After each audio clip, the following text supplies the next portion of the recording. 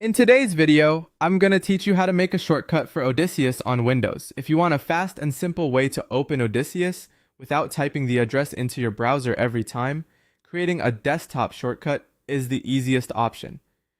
This gives you a quick icon right on your desktop that you can double-click whenever you want to launch it. To get started, go to your Windows desktop and right-click on any empty area. This will open the context menu with several options. From that menu, choose New, and then select Shortcut. This tells Windows that you want to create a new clickable link on your desktop.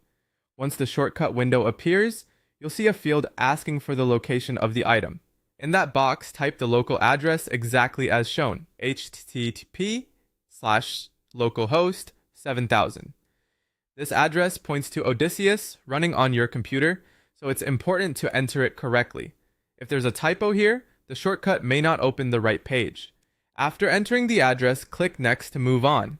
Windows will then ask you to choose a name for the shortcut. In the name field, type Odysseus AI.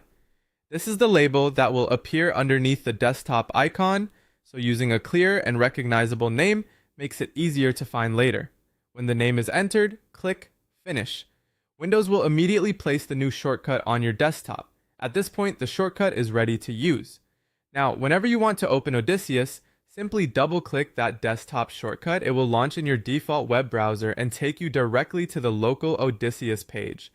This is especially helpful if you use it regularly and want to save a few steps each time.